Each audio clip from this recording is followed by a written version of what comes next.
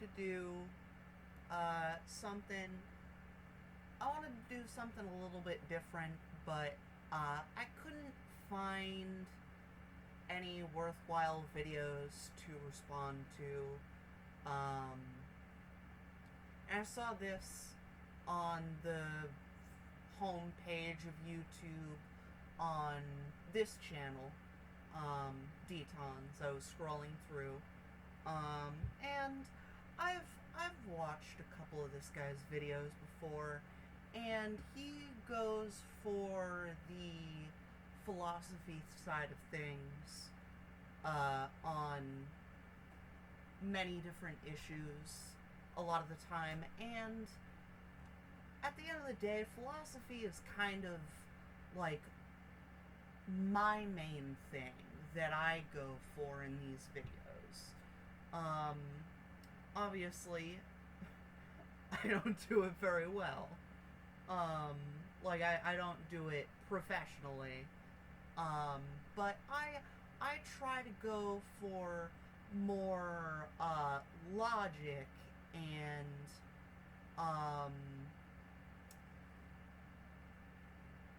less fact-driven. I still give facts here and there, but I try to use arguments that don't necessarily need facts. I use arguments, for the most part, I try to, that use what the other person is saying, and I try to shed light on how dishonest they are. That's what I try to do. And that, for the most part, doesn't really need evidence. It's only when I'm actually explaining the topics that they get so wrong, that I try to use, like, actual scientifically proven facts, and I go and I look for studies and shit. This guy, I would say he's on the same side as me if I were to place a box around different sides to these topics. Which is why I'm most likely going to put it in reacting for fun instead of debunking for fun. The playlists that you would see if you were at the end of one of these videos. But yeah, let's get into it. A few weeks ago, an Islamic apologetics channel called Towards Eternity released a video called Atheists Can't Answer These 3 Questions. It was in my recommended on YouTube, so I gave it a watch, and I found it interesting. I was glad to see that it was far from an exercise in atheist bashing, but was rather a simple challenge to atheists to provide better answers to a few questions than the host himself could provide. It seemed like a fun challenge, so here we are. Sounds like a fun challenge to me. Although I am not an atheist, I share many views that atheists do, and I'd love to take a crack at these questions.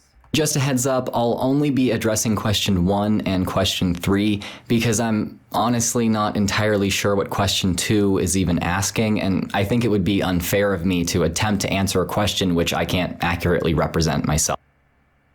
See, that's why I like this guy, and I think I may have actually seen this video, but I don't remember anything from it, so yeah, let's take it. If you watch the video for yourself and think you understand question 2, leave me a comment on this video explaining it. If you can... I most likely will not leave a comment, but I will try my best in this video. Answer the question, then even better. With that said, let's get on to question 1. Atheism, a view that constantly leads you to a dead end while questioning the universe. While everything we see in the universe is actually evidence for accepting the Creator, atheism ignores them. We can talk about it very long, but today we will consider only 3 questions that atheists cannot answer.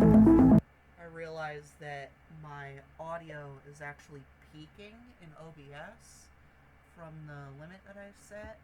So I'm just gonna bring this down to about where my voice typically hits.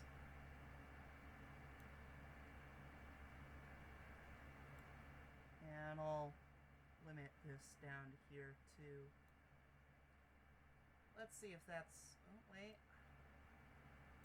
How about now? Oh, wait. A little bit more. Okay. That seems to be about good.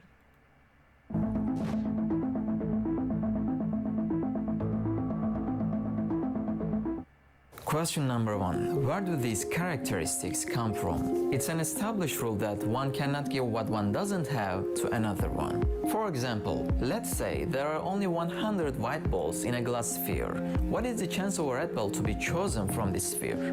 Of course it's zero, right? No matter how long you wait, you will not get any because there is no red ball inside the sphere anyway. Keep this example in mind. Let's consider a black pencil. Okay, so I feel that is a flawed argument.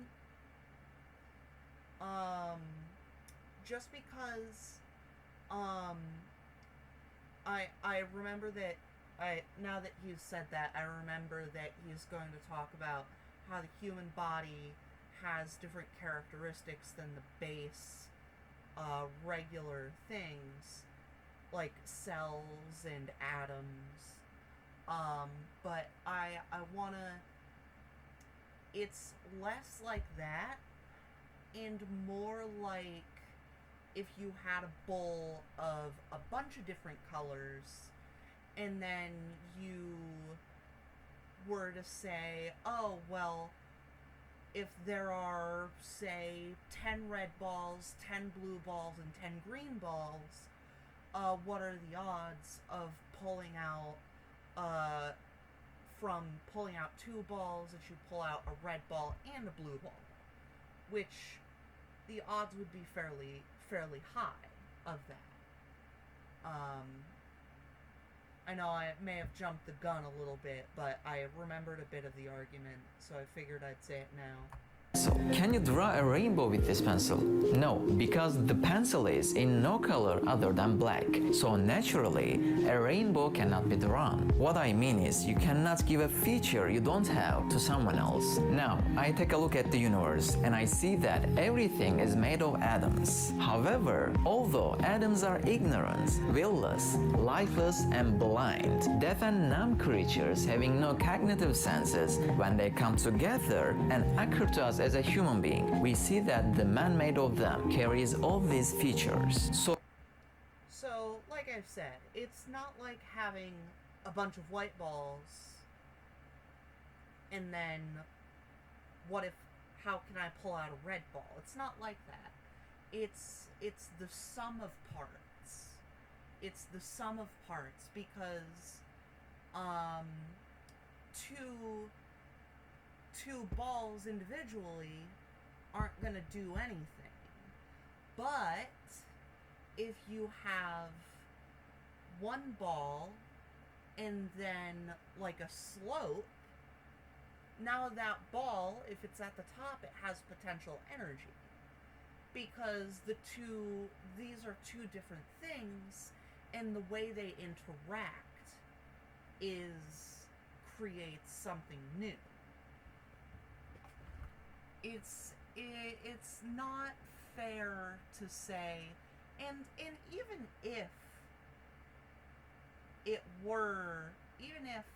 like they were two of the same thing, we can see that two things giving birth to another through mutations, a change in the basic building blocks, it can create different structures which can cascade into different features, different characteristics.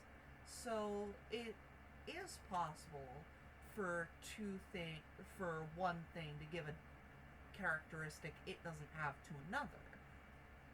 It's possible. The thing is that you're looking at only the whole. You're not looking at the parts that make up that one whole. So, the basic question is, how can atoms give these properties to human beings while they lack all of them? While simple parts may not possess a property on their own, the interaction of simple parts within a complex system can give rise to a property on the level of the system. Properties like these are called emergent properties. We observe these in nature all the time. A single cardiac cell, for instance, can't pump blood, but when enough of them get together, they form a structure which can. Hydrogen atoms and oxygen atoms both fuel combustion, but when they come together as H2O, they can be used to stop combustion. In these cases, these small parts aren't giving what they don't have.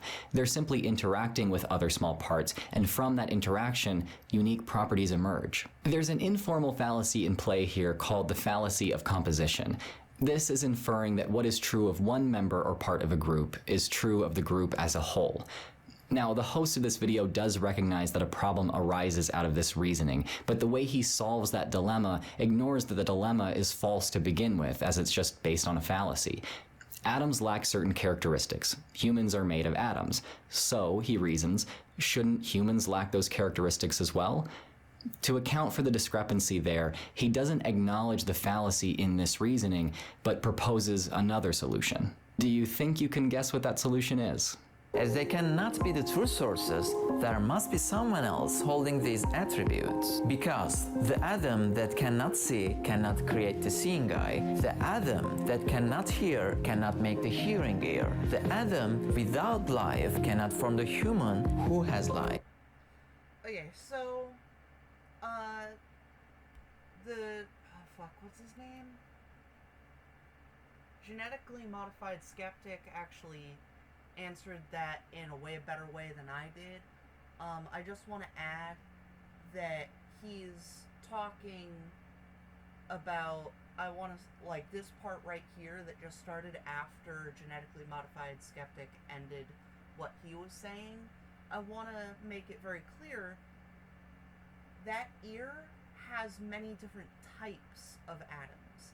That eye has many different types of atoms that together interact in a way that that creates these properties. But the thing is that the eye is not seeing, the ear is not hearing, because those are also parts that make up the whole. The eye is not seeing anything, it is just taking in data, just as the ear is taking in vibrations, and it's relaying those vibrations to the brain. These are parts that the sum of those parts is benefiting from the properties that the eye and the brain interacting creates, the ear and the brain interacting creates. The eyes, the ears, the nose, the nerves, the taste buds, the tongue, none of those are actually experiencing these properties. The whole of the being that has those things is experiencing those properties. If the human being has a variety of feelings while atoms don't have any, and all of these things are repeatedly happening every day, even every second, so isn't it necessary to accept that they are under the command of a creator who has attributes such as knowledge, will, power, life, sight, hearing, and compassion? So once again, he is thinking of the wholes and nothing but the wholes.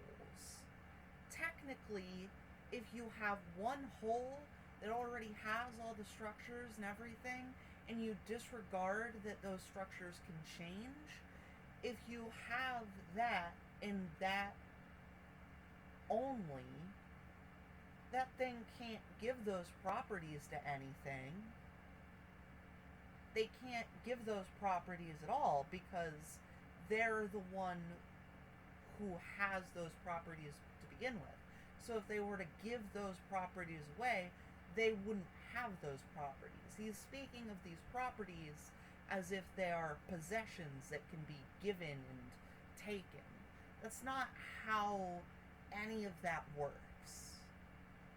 Behind these atoms, as we said, one cannot give what one doesn't have to another one, so there must be a creator.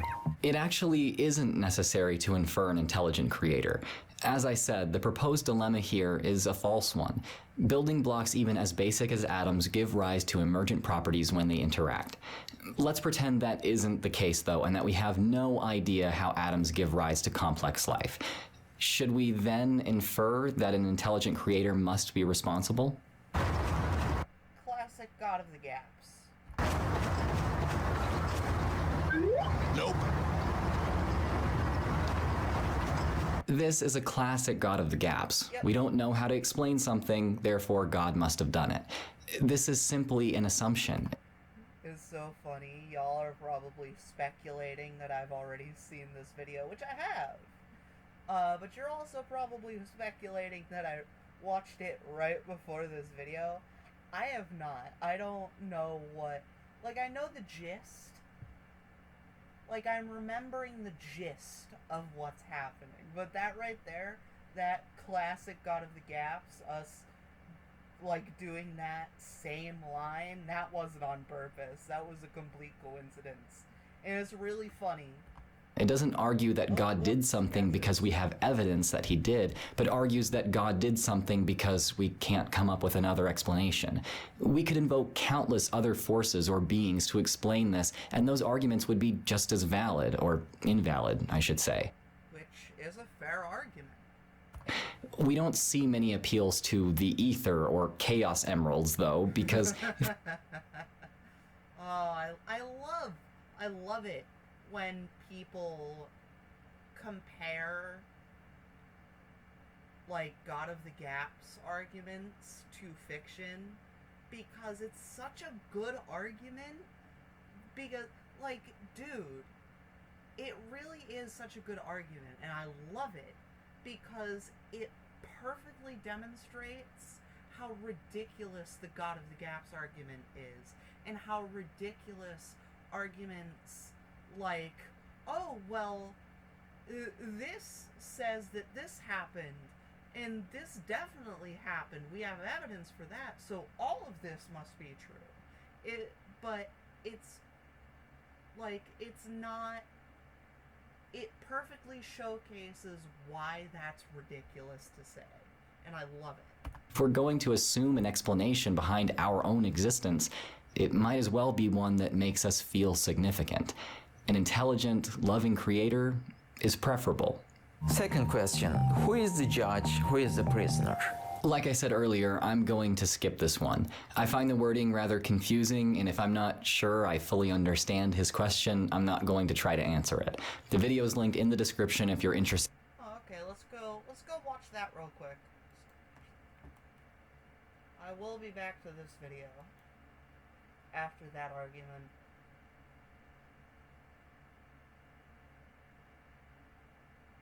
That's not it. Is that it?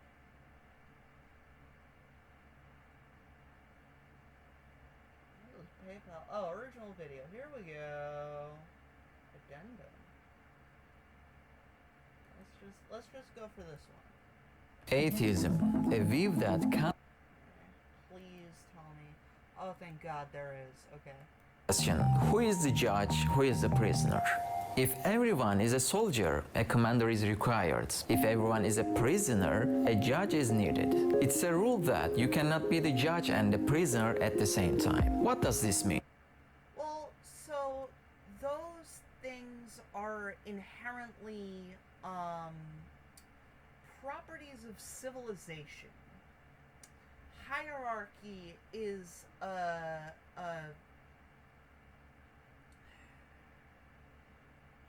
it's just a property of civilization. Like, things can't exist without a hierarchy. It is possible.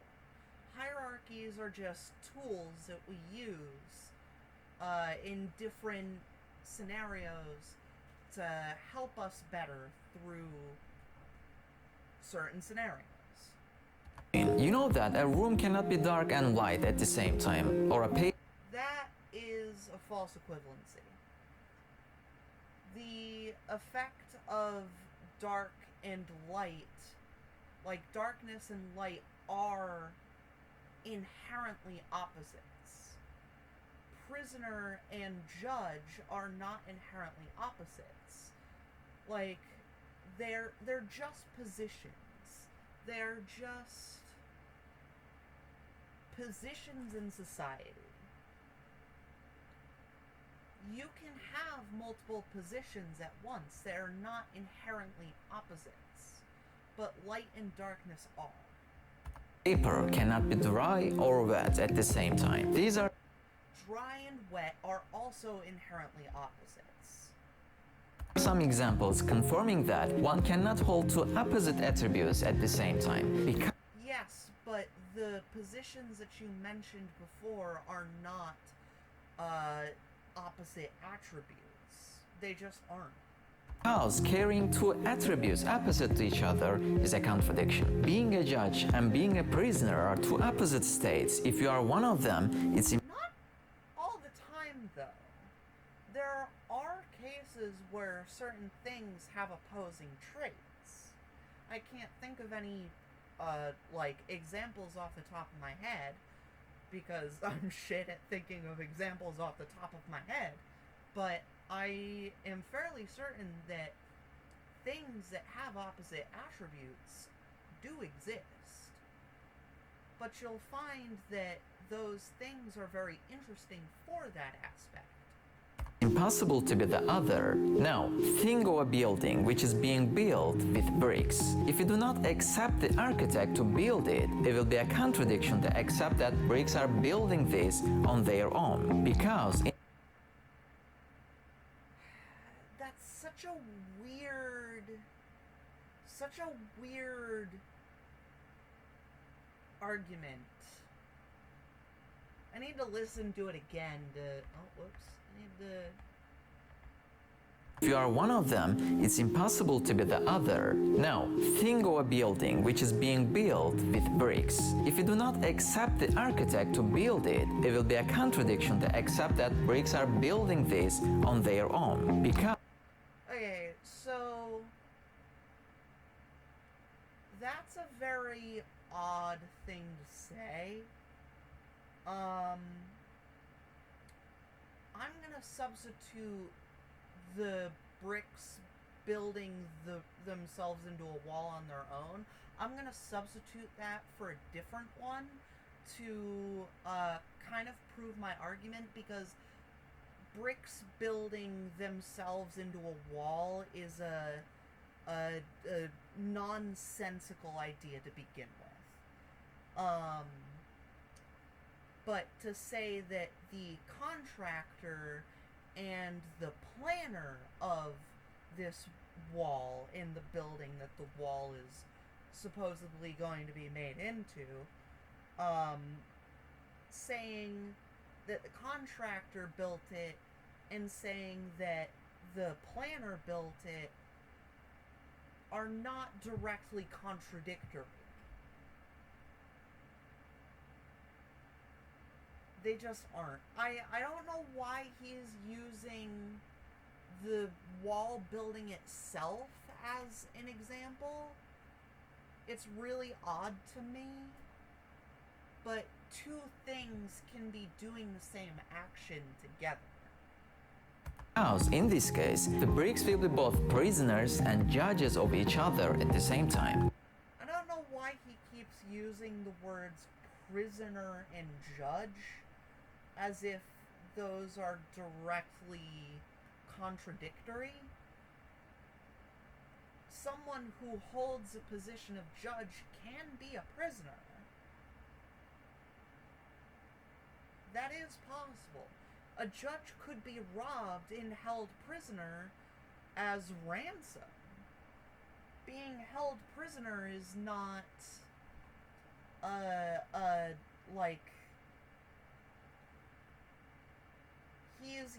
I believe he means judge and prisoner as in prisoner that has been sentenced by a judge, but, he's not clear on the definitions that he's using for these words. And I can't,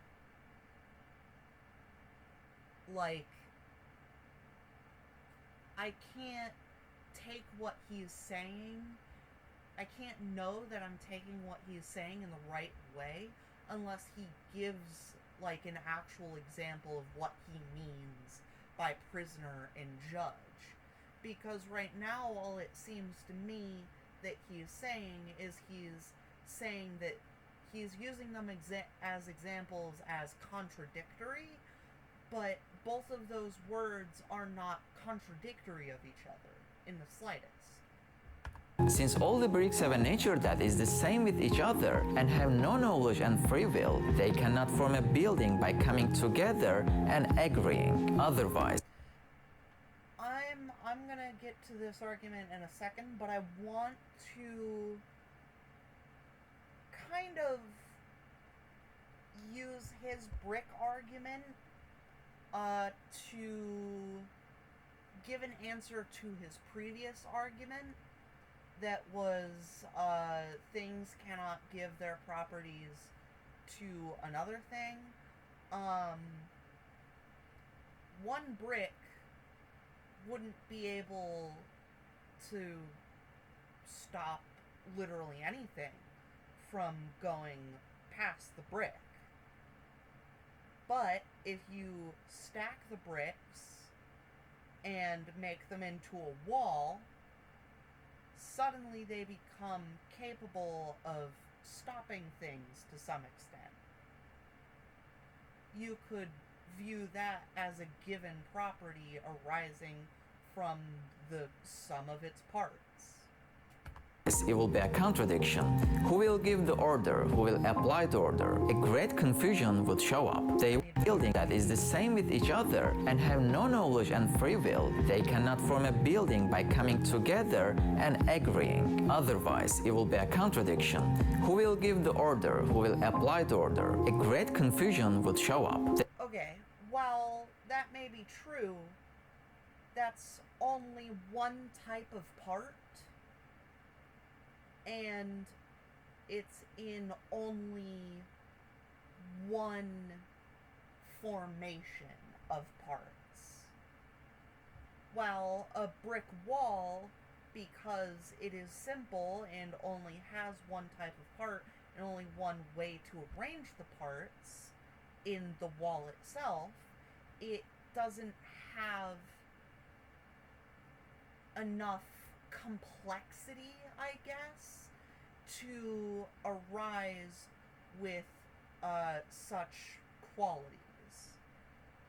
It just doesn't. But you'll notice that a cell doesn't make itself, it makes another cell. Like a human body cell. Like a single-celled organism, a cell. It doesn't create itself, but what it does do is it creates another one of itself. Because it creating itself from nothing is not something that can happen. And I want to clarify that that's not what, what's it called?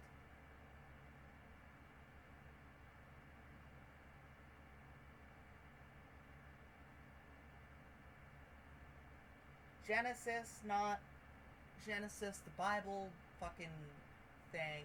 The I keep thinking Parthenogenesis, that's not what it is.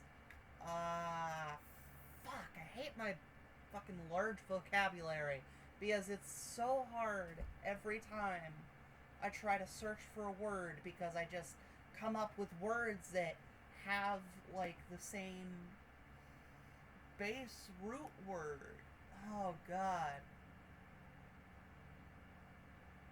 Abiogenesis, there we go. Abiogenesis, that's not what abiogenesis says, because I know there are going to be some creationists that probably are going to watch this video in the future. That's not what abiogenesis says. It doesn't say things come up from themselves. It's not what it says. Resume. They wouldn't be able to establish a system that could stay protected from collapsing at once. So they are all prisoners, and there must be an architect who has an absolute power on them. The judge is the architect, and the bricks are his prisoners. Likewise. So I'm starting to realize his warden prisoner argument. What he is saying is that the warden, or sorry, not warden, judge, the judge object has power over the prisoner object and can make the prisoner object, but that's not how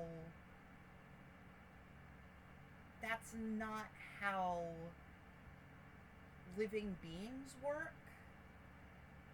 Because like I said, things like living beings don't create themselves, they create another one of themselves. That's what reproduction is. They don't create themselves, they create another one of themselves. But with his argument, the parent would be the judge and the kid would be the prisoner. But the kid grows up to be able to create another kid, which would make that kid turn from prisoner to judge, which kind of invalidates his argument, because it shows that one thing can be a judge and a prisoner in his really weird analogy. I see why Genetically Modified Skeptic didn't want to take a shot at this, because it really is really confusing, the words that he's using for his argument. But let's continue. When we examine the human body, we infer that atoms cannot make this system. 350,000 people are born every day. Who is the commander here and who is the applier? If we assume the atoms to be doing this job, which ones among them give orders and which ones follow the orders? How can...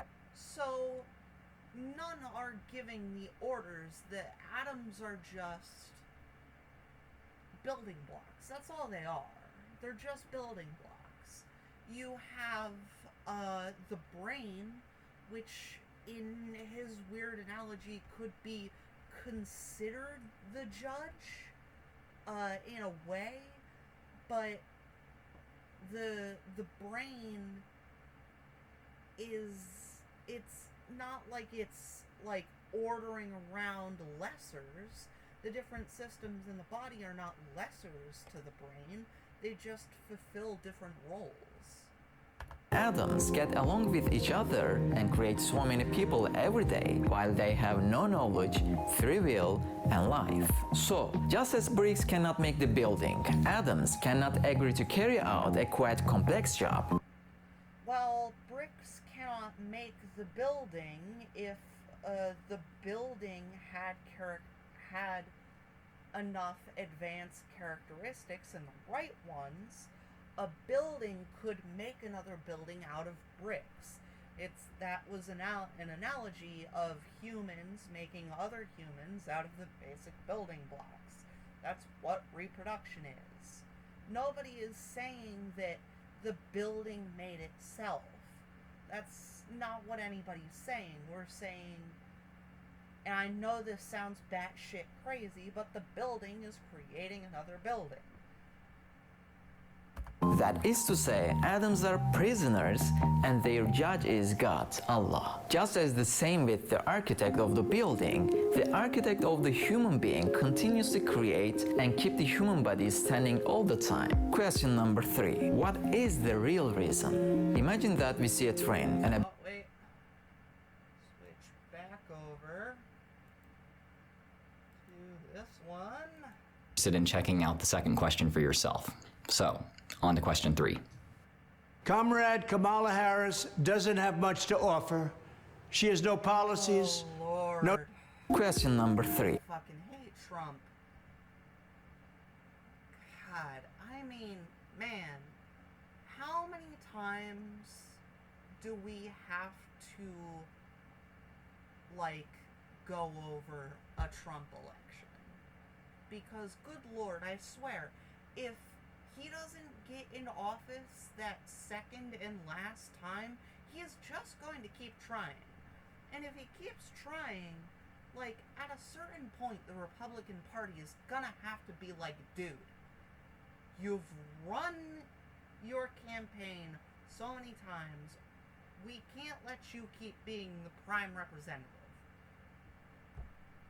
What is the real reason? Imagine that we see a train and a baby is pulling this huge train with a rope in his hand. Nobody would believe this, so they would look for a hidden cause behind it, right? Because there are no attributes such as sufficient power, knowledge, and will in a baby. No doubt, another resource is required. In fact, we see gaps between causes and effects in the universe every day. While the causes are so simple, the results are extremely complex. The emergence of huge A cascading effect. You realize that causes can create, like, slightly bigger effects, right? And then that slightly bigger effect can be a cause of another slightly bigger effect. That is a thing that can happen. And then that can cascade all the way to a much, much bigger effect. That is a thing that can happen. Huge trees from a tiny seed, the emergence of a magnificent peacock from a simple egg, the emergence of a complex human from some simple water show us some examples of the gap between. I don't know why he said water when showing a simulation of sperm. Causes and results. So it's necessary to look for another source behind the view, because atoms lack the required attributes such as knowledge, free will, power, and life. So who holds these attributes? Doesn't science explain this, you might ask? No, science only explains the detailed sequence of the stages of their emergence. For example, they observe that there are some certain stages. Yes, but showing the steps by which this happens is a way, it's a step, if you will, to understanding why the things happen. Science doesn't just show what is happening. I've said this so many times. Oh Lord. I'm not gonna say it again. The cause and effect, the viewing the cause and the effect and what happens in between is all science. And we can figure out other things by observing all those things. Is extending over 28 days inside the egg. Observing the stages doesn't mean that you solve the system and find the answer. Observing is just seeing sequences. There are still questions in the mind. How can these atoms form a structure like a peacock despite lacking attributes such as knowledge, free will, power, and life? An explanation which is based on temporal sequence of events leaves out these questions with no answers. So, as we said in the beginning, that a baby cannot pull a train. Just like that, another cause appears to our minds behind the scenes due to the gaps between the so-called causes and their effects that we examine in the universe. So everything we see tells about Allah, those who want to find Him. My earlier points about Finally! emergent properties should be taken into consideration here as well, but there's more I should address here, specifically this section. Doesn't science explain this, you might ask? No, science only explains the detailed sequence of the stages of their emergence. For example, they observe that there are some certain stages extending over 28 days inside the egg. Oh man, it's so fucking hot. But if I turn my fan over in this direction, it's gonna mess with the mic. Oh man, I might just end this part here and maybe do a part 2. This video is already pretty long. Yeah, that's what I'm gonna do. I'm gonna end this part here. Apparently the one person that keeps coming back is not one person, but 4 people who keep coming back, like, not very often. I don't know why, because it's like every few days it's a different one. It is really weird. But if you keep coming back, subscribe. I don't care about the new people. The new people might not like my content, but you clearly do. So fucking subscribe. Give me my first subscriber since I came back. Come on.